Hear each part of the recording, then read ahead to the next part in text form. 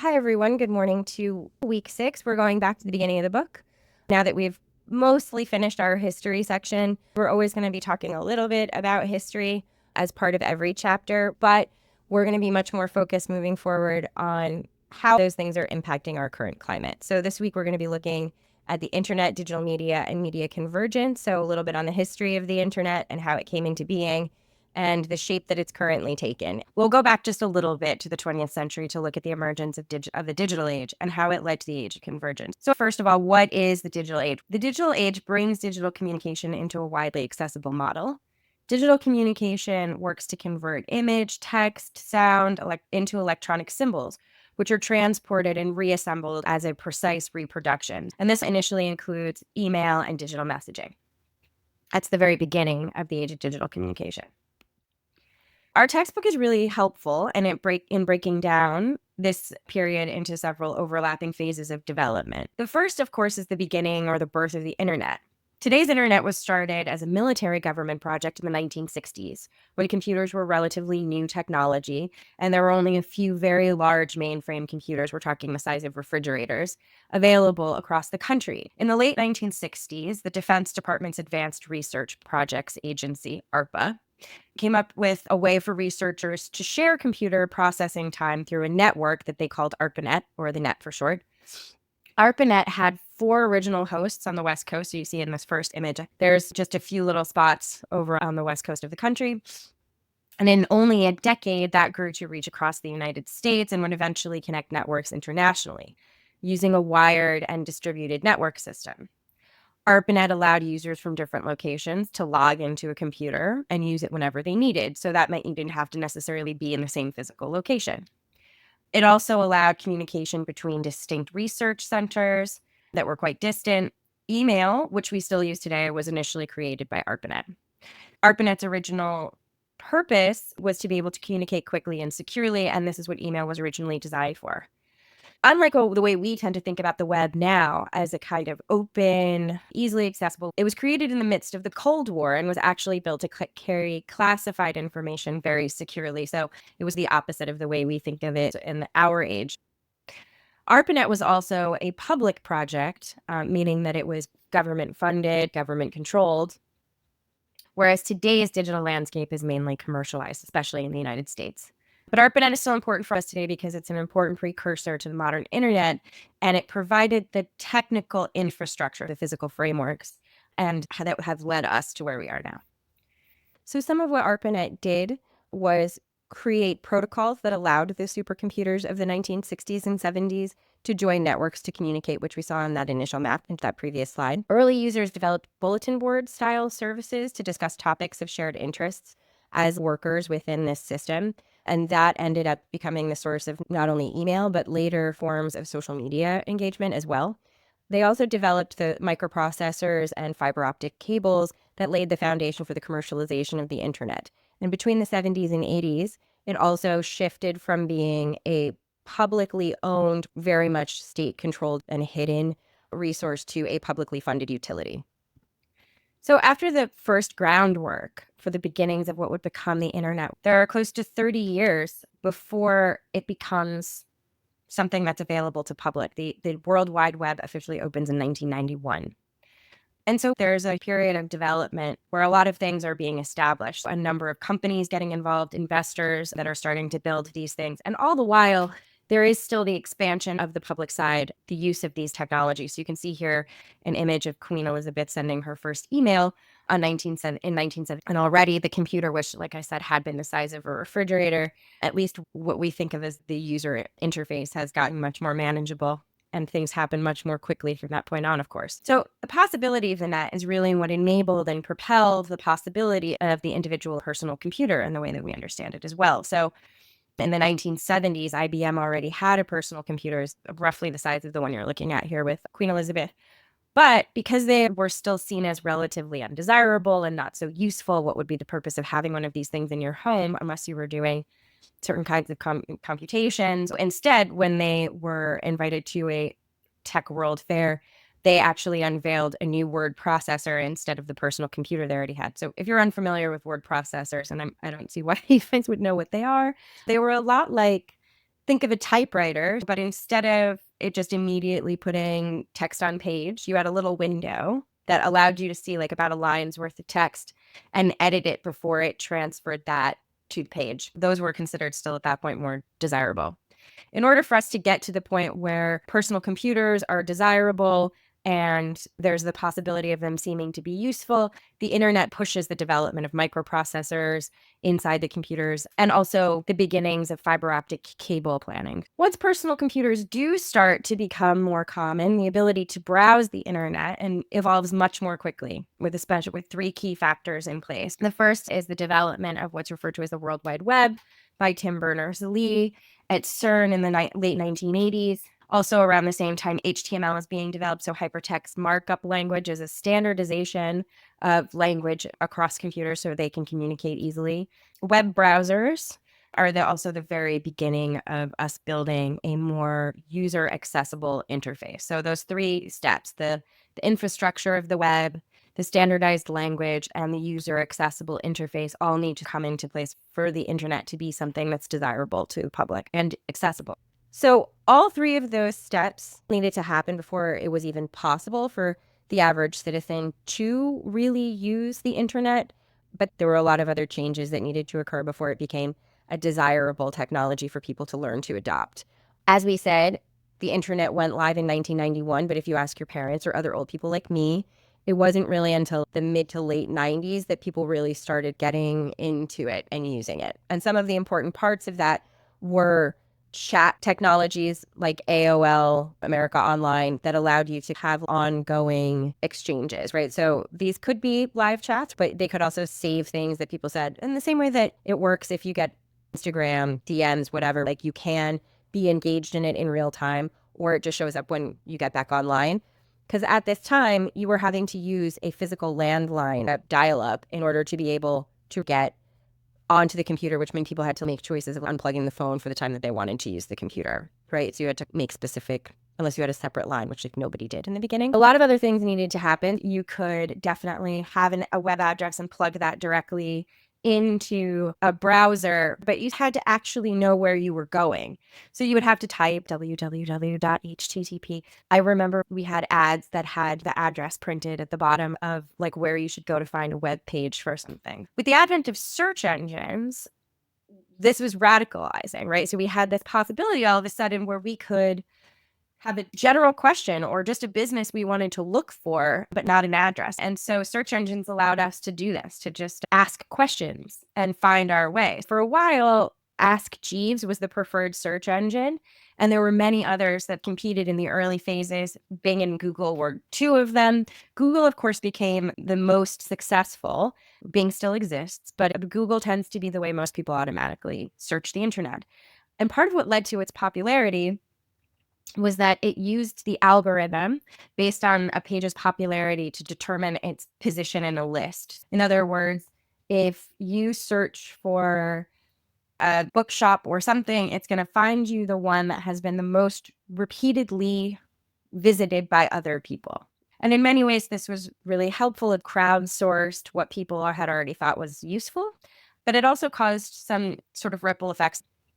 The next phase of development of digital communication is the expansion of what we refer to as the social aspect. This is the beginning of social media, in which we move from a read-only culture on the internet to a read-write culture. At the birth of the social, we start to move into not only searching and gathering data from a few select producers, but we as everyday users are creating content and interacting with people. And social media comprises a lot of different forms of communication, content sharing, collective usage. So a lot of these platforms are emerging and expanding in the early 2000s, and there's this sense of hope and possibility that new voices are suddenly visible with the ability to produce written content and even find audiences without the need for, say, publishers. We're no longer relying on publishing houses and the timelines of publishing houses to produce things like encyclopedias, which were often not only out of date, but often gave information from very limited perspectives of historical events. Wikipedia opened up a huge possibility for people from different parts of the world to weigh in on the way that a particular story or historical event was being represented. It changed the way we understood knowledge. So there's a lot of hope and possibility in this time period. And just as the internet and the PC sort of started to change our relationship to how we communicate and what tools we use to do it, mobile devices also emerged and begin to affect our relationship to communication. One of the most significant ways that this happened is through the acceleration of convergence. So if we remember back, one meaning of convergence, it involves the technological merging of media content across platforms. You can also think of it as cross-platform merger. So in the early days of PCs, they brought together communication through email and searching capabilities and word processing. But mobile devices brought together even more technologies in one device. And this in turn has brought convergence to the rest of our hardware at a much more accelerated rate as well. Media convergence on television, for instance. TVs used to be a sort of one-way track of broadcasting, with maybe the possibility of plugging in external devices like VCRs eventually or video game consoles. But now a lot of these things, even with the external, they're also themselves internet ready. Video game consoles are sometimes even built into them. Set-top boxes for Apple, Google, Comcast. The television itself becomes a hub for a number of different ways that media content can come through multiple avenues. And media convergence on our PCs or laptops and desktops means that you're probably, while you're watching this lecture, I'm sure you have a million tabs open. You might have Spotify playing in the background. You probably have a Netflix tab open that you're going to go back to after you can't watch this lecture anymore. So you're in the middle of kind of having a number of different things from different locations coming at you through this one space, right?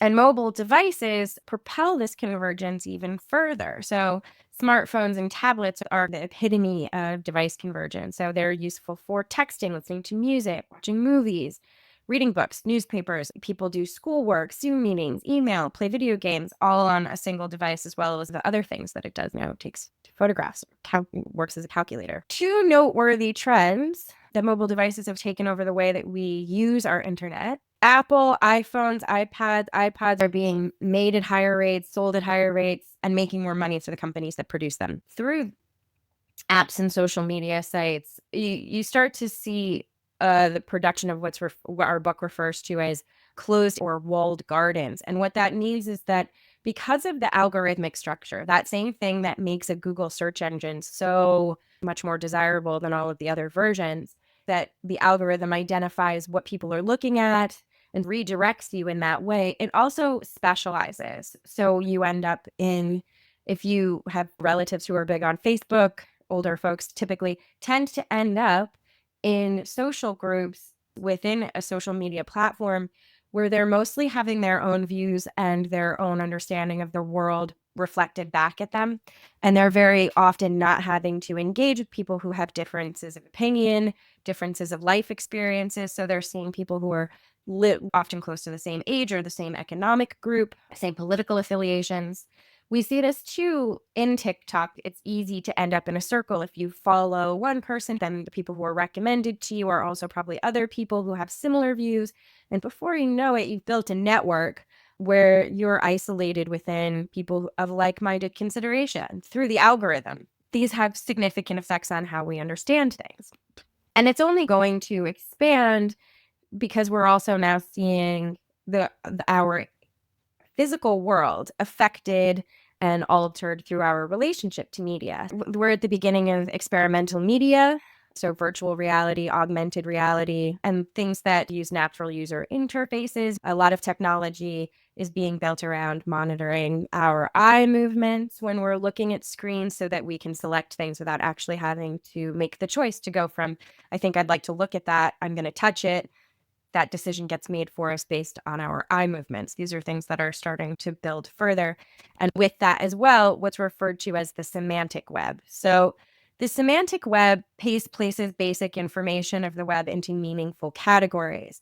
And what that really means is something like Siri or Alexa can answer simple questions for you, but can also start to do things like turn lights on and off. And so we have the expansion of what's referred to as the Internet of Things, meaning the internet has entered into our physical existence and the things that the material aspects of our lives. So Amazon Ring will connect a personal assistant to the internet.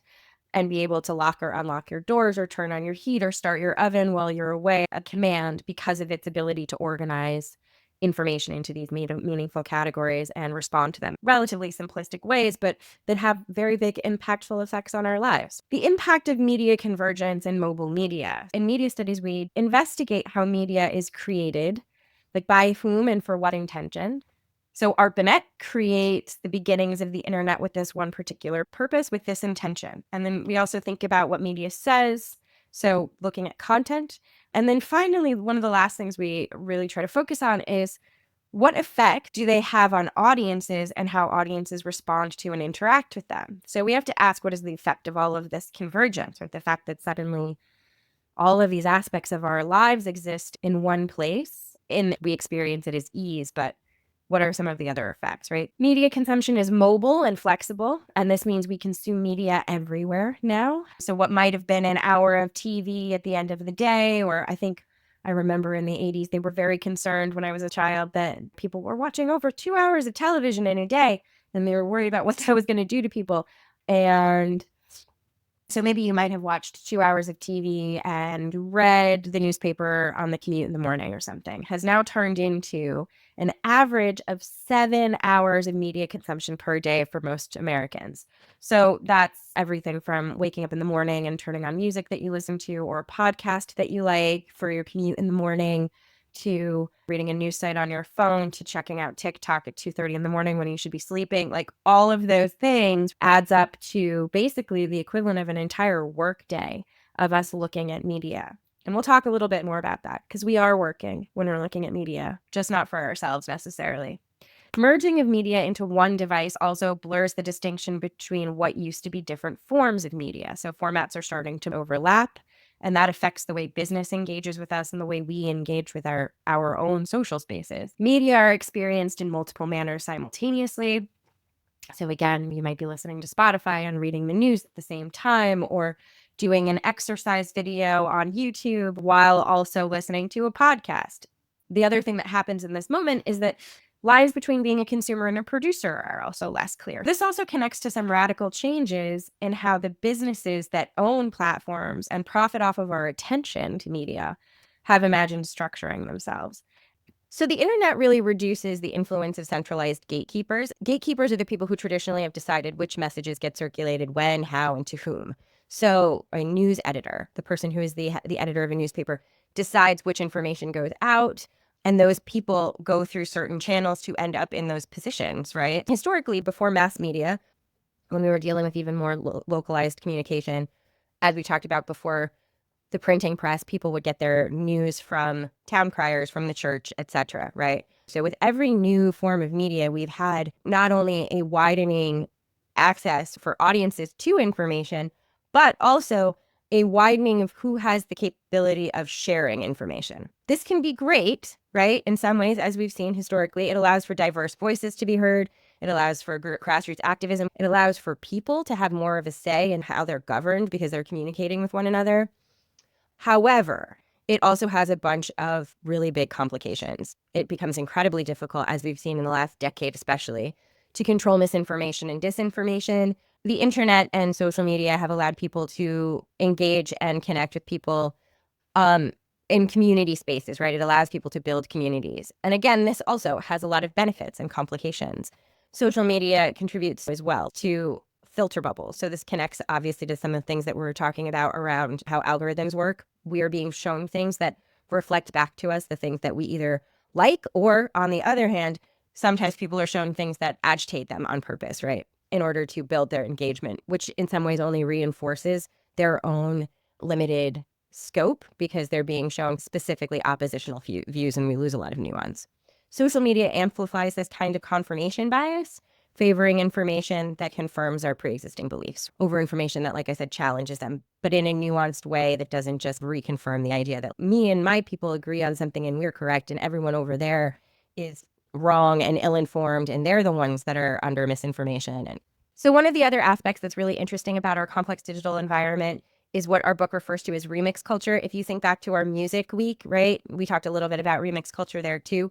Remix culture is where you can take something, combine it with other things, and make something new out of it.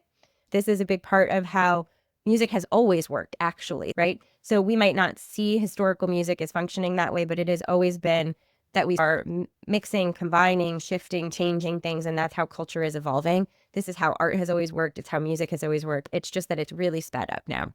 This allows more and more people to participate in culture. It's a big part of how humans communicate now on social media. We use a lot of memes.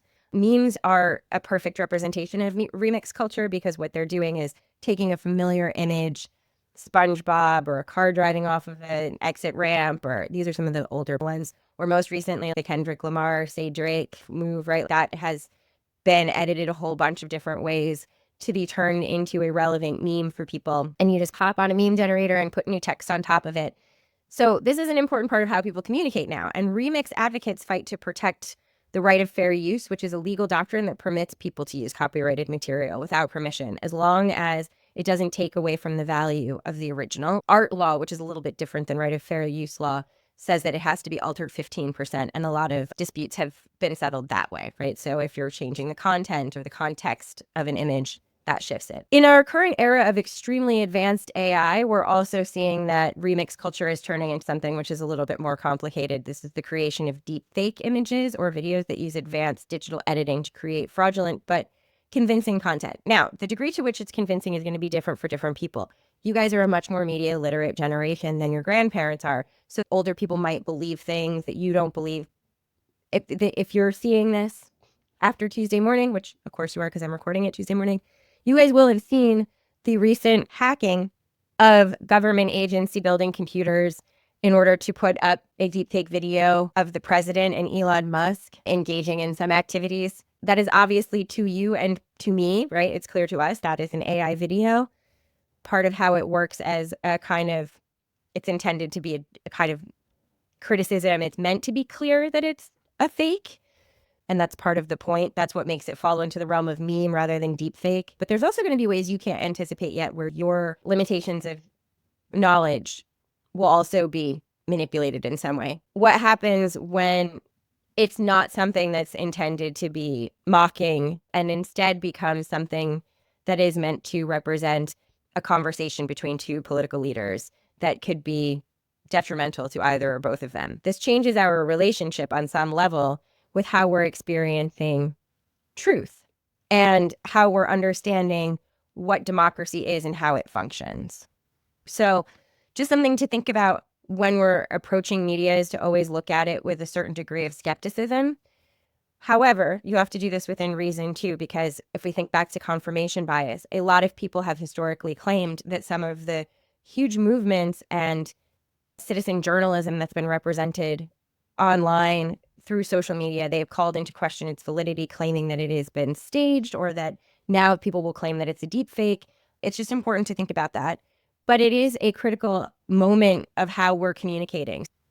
The expansion of social media has paradoxically and conflictedly been both understood as a great potential for the voices of the people to resist controlling powers of oligarchies and repressive regimes, to fight racism and connect people not necessarily represented in traditional media. It's been essential to things like the Arab Spring protests. And again, it's been vital for people connecting through Black Lives Matter during COVID at times when these were really important moments for people to be able to find each other.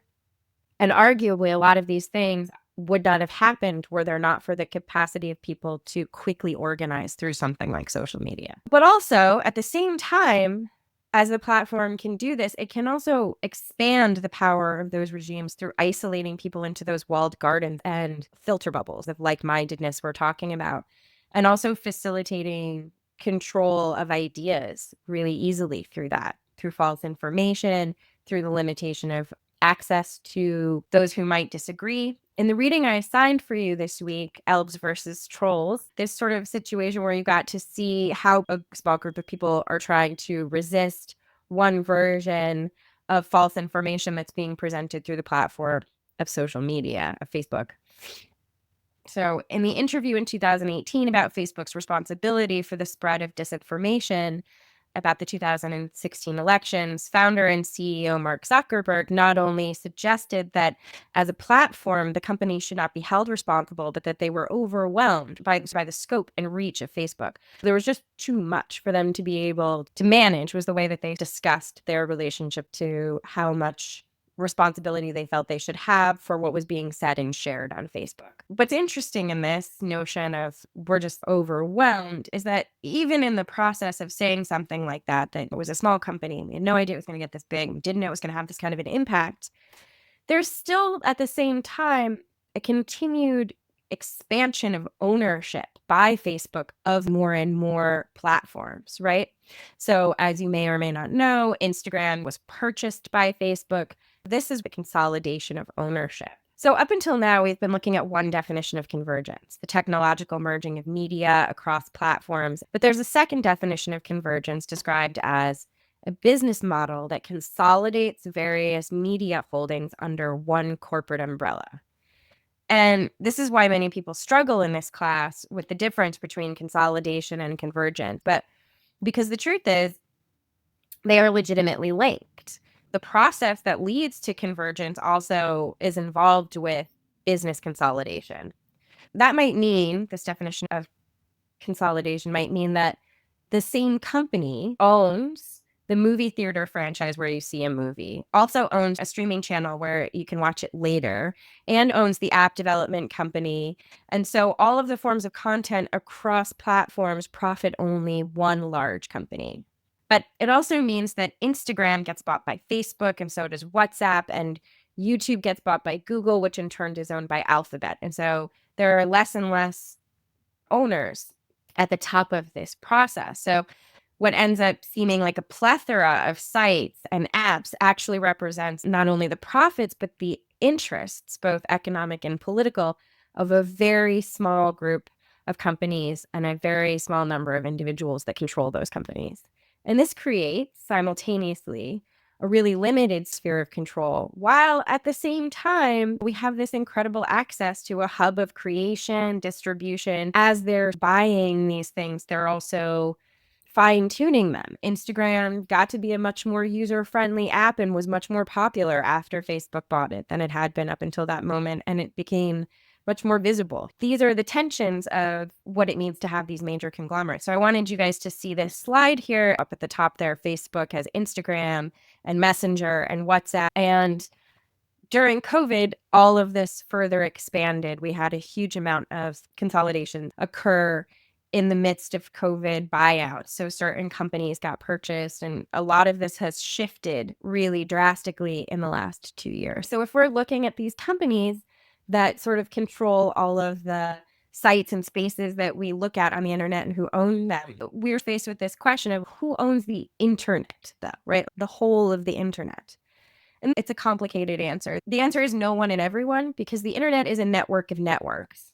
And each of the separate networks belongs to different companies and organizations, and they rely on physical servers in different countries with varying laws and regulations. So a better question for us to ask is who controls the internet? And all of the platforms and technologies that we've just been looking at are controlled by companies, and they work to wield a great deal of money and influence to change laws in their favor. So even if you might have a country where the majority of the servers and the cables are controlled by the government itself, corporate interest is going to come in and try to affect law in their favor so that, say, Google has more access, things move quickly, whatever, that they're feeling that they're not impeded in their business practices in that location using those servers. In the Telecommunications Act of 1996, our first major overhaul of communications law in almost 62 years. So if you try to think about that just for a second, that puts us back to 1934. A lot of technology changed in that time. The internet hadn't existed. So that means that for the first 30 years, the internet was largely unregulated. According to people who wrote the law, the goal of the Telecommunications Act of 1996 is to let anyone enter any communication business and to let any communications business compete in a market against any other. A lot of what this means is it's represented as supposedly the deregulation that allows for free market competition. However, The critiques of the Telecommunications Act of 1996 have suggested that it's had a very different effect to facilitate the expansion of these already huge corporations that, in fact, hinder the development of newer, smaller, and different platforms and companies that might do something different in the way that they function on the internet. It's actually facilitated the consolidations that we're talking about. Advertising is getting more and more sophisticated as we move on in the way that it uses media platforms that we look at. So all of the social media that you look at on a regular basis is gathering data about you. We are all constantly being mined for information. And that then all of this data is then sold directly to an advertising company, or it is bought by an intermediary company that buys the data and sells it to other advertisers and marketing companies. In the past, when marketing companies wanted to figure out how better to sell us things, they had to do research. They had to bring people in, ask them lots of questions. From the perspective of marketers, they don't get the kind of data they're looking for. We're too aware when we're told what we're doing. And so they get better data from their perspective by having us accept the terms and conditions button on an app, and then having all of this access to the kinds of choices we make when we think we're not being watched, when we think we're in private. This is called surveillance capitalism. The term that was first described by Shoshana Zuboff, who is a media scholar. What surveillance capitalism is profit that comes not from the selling of goods or items or even services, but the data that is gathered from consumers, us looking at information, right? So how long you hover over an Instagram post before you scroll, who you follow on TikTok, all of these things are important data that gets sold or in other ways used, right? Some companies don't sell everything, but data mining, tracking search histories, locations, browser settings, all of these other kinds of things, and installing cookies on your computer that collect and transfer information between a website and a user's browser. This is like tracking your ongoing engagement with specific websites. Google Chrome will do this, for instance. This is why your ads get super specialized. All of this data gets sold, right? So one of the assignments for this week is thinking about security, which is protection, obviously, from things like hackers and viruses, et cetera. But it's also about thinking about how you're engaging in a kind of invisible way with surveillance capitalism, which most of us will do. Most of us will sign up for the max number of cookies on a website without really thinking about it, because it gives us like the most minimal friction, right? So we will do a lot as consumers to reduce friction for our use of a website or a platform. And in exchange, we're giving a huge amount of data. Part of the ways that we continually sign up for this kind of surveillance is because platforms use addictive design principles to maximize user engagement, but also maximize people staying within the app. So if you are a regular user of TikTok, you'll know that, for instance, like you can't post, I know this is true also for Instagram, you can't post the links inside of comments. And this is largely because they want to keep you inside that app, continually providing more data for the people that they're selling data to. Or in some cases, it's governments that are gathering personal data from our IP addresses, and they gather that data to maintain national security on one level, but we also have the possibility of surveilling states, societies in which governments conduct systemic mass surveillance on their populations. Arguably, this is one of the reasons why it's dangerous for people involved in the government to have control over things like social media platforms. So we're seeing some of these things happening at this moment. Just a word to the wise of thinking about how you're engaging on platforms like X, for instance. This further complicates our question of who controls the internet. If we know that technically no one and everyone owns the internet, but it's largely controlled by a complex interaction between a few controlling companies and relatively minimal government regulation, but we now factor in the interests of advertisers who want to access the data that media platforms make very easy to attain quickly and relatively cheaply. How are the critical questions of the internet decided? So if we go back to the effects of consolidation on social media and democracy, what are our most critical questions? So the book lays out the three issues that really connect for us are the security of personal and private information, who decides the appropriateness of online materials? And then finally, the last question is the accessibility and openness of the internet is one of the key factors of democracy. So security, as we've already said, whenever you use the internet, you are giving away personal information. And not only to the media platform minors that you agree to when you do accept terms and conditions, but also in America, the government has the right to survey our online activity based on the Patriot Act of 2001. And as of 2012, 7% of Americans were victims of identity theft. What we tend to think of as very often very private spaces are actually constantly being monitored by a number of people, whether that's nefarious interests of people trying to gather data on us for the purposes of identity theft or the standards of our government monitoring. And then on top of that, the advertisers that we all supposedly agree to. Okay, so a second question is who gets to decide what can be online and who can access it? As of now, there are very few laws that are specific to the internet about what can be there. And most of what is banned, like most of what is illegal, was already illegal in other places. In any forms of communication, if you are committing a crime, so fraud, or if you're documenting a crime and presenting images of that, so for instance, animal cruelty, or if you're actively inciting a crime, all of those things are already illegal in other media formats as well. And so that has applied to the internet. However, much of this is incredibly difficult to keep off of the internet, with there not being one entity that owns the internet or one entity that even controls it, but that it happens through multiple places. There are considerably more regulations in the United States about who and where what already is online can be accessed. So, for example, the Children's Internet Protection Act of 2003, which required public schools and libraries to use filtering software to limit minors' exposure to inappropriate internet content. And I'm sure you, as a generation who grew up with that, have all had some really experiences of ineffectiveness and also clunkiness of a lot of the ways that those things get enacted. Many people want the web to be completely unregulated. They believe that for there to be genuine free speech, you should be able to say, do, and present anything you want on the internet, and people have to be responsible for the ways that they look at it and allow their children to look at it. Others believe that the government needs to further step in and do more to regulate what is allowable on the internet and what can be found, and pursue criminal charges of people who do things like incite violence much more aggressively than they currently do. And then still others, as we saw with the case of Facebook and the Zuckerberg trials, believe that the companies that own and operate the platforms bear the bulk of the responsibility for filtering what appear on their sites. And then that ends up asking a lot of questions of who is actually responsible for going through material and making those kinds of decisions of whether or not something violates either a law or a community regulation. So another important aspect of media democracy is equitable access. Digital inequity is often referred to as the digital divide, which we heard in our guest lecture this week. The digital divide happens on a number of levels. The first is access to hardware, so that's laptops, phones, etc. The second is access to a means of connecting that to the internet. And third is a fair and equitable use of that connection. For that first issue of hardware itself, many people have argued that smartphones and tablets address a lot of the hardware issues of the digital divide, especially as there are increasingly more inexpensive options available.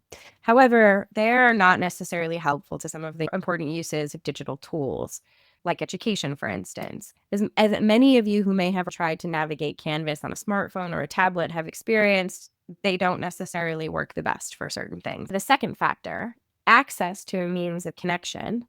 Some of the most important things we need to do in order to fight the digital divide is really work to close this gap in who has access. And in America, this is becoming increasingly pronounced and has been pointed out during COVID, as Dr. Vicky Katz talks about in her conversation this week.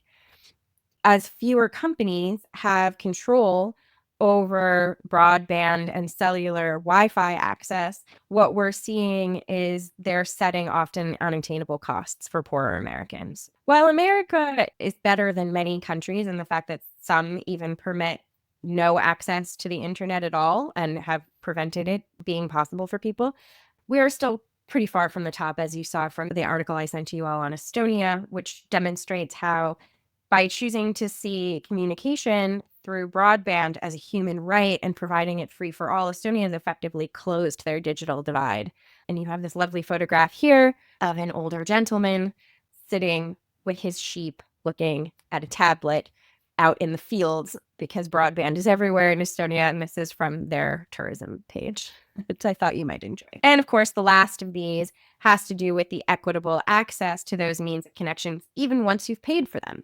As we saw this weekend at Neutrality, major telephone companies want to profit by offering faster connections and priority in line to those who are willing to pay higher rates. And this has all been played out in long legal battles that began in 2014, as you saw in our videos this week. Another way to think about the democracy of media is the importance of the breadth of what we can find and what tools we have to use to make content. Two ways to think about this are the software we use to make things and how things actually appear on the internet and for how long. On the first hand, software being privatized as it has been, where we have to buy it from a few small companies in order to be able to communicate with one another, limits who has access to what based on financial resources. And people who create open source software where the codes are free and you don't have to pay for them resist not only the financial barriers, but sometimes the limiting effects monopolized software can have on how we produce things and what we can produce with it. People who use Linksys, for instance, will have had different experiences of feeling like they have more control over setting up their interface. There are a lot of open software uses for video editing and other things where people say that there's more flexibility than what's available in some of the more supposedly user-friendly, but expensive software that we buy. And then there's also this aspect of digital archiving. So what appears on the internet and for how long? I think we all imagine that everything that goes on the internet is just there forever. But there's a really great article by someone named Jonathan Zittrain called The Internet is Rotting.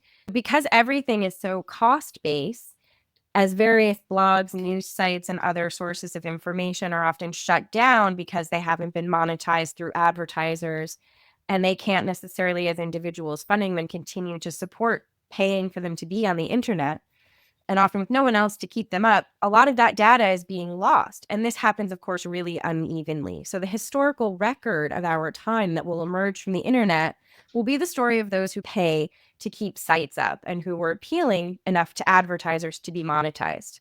So digital archivists aim to provide citizens with universal access to more than 85 million archived web pages. So we have more of a record of what the internet really is and was. There's always a kind of thinning of what ends up in the historical record based on what is perceived to be valuable. And digital archiving is really trying to make sure that what we think of as valuable isn't completely determined by what was valuable to advertisers. Digital media and ongoing debates that we're going to think about through the rest of the semester. This is our closing up of this week. It's been a long lecture, so thanks for sticking it out. Your assignments for the week, make sure that you check out the external media and the article to read for this week and listen to Dr. Katz's lecture. Make sure you do your Achieve lecture quizzes and the participation activity, which is a little different this week, and your mass media mini lectures. You guys have been doing really great on those. They've been really cool to watch, and I hope you guys are enjoying seeing what your classmates are capable of. And if you ever have any questions about that or worries, let me know. Remember to keep them 2 minutes or under, as close as possible. And for this week, you have a writing assignment option, which is a survey looking at how people engage with cybersecurity. So this is talking to friends and family about what they know about cybersecurity and how well they pay attention to it and enact safe protocols. Just like with any other one of these, try to think about organizing your data in a table. It will save you the time of having to spend a lot of energy putting into prose the description of the questions you asked and how they were answered.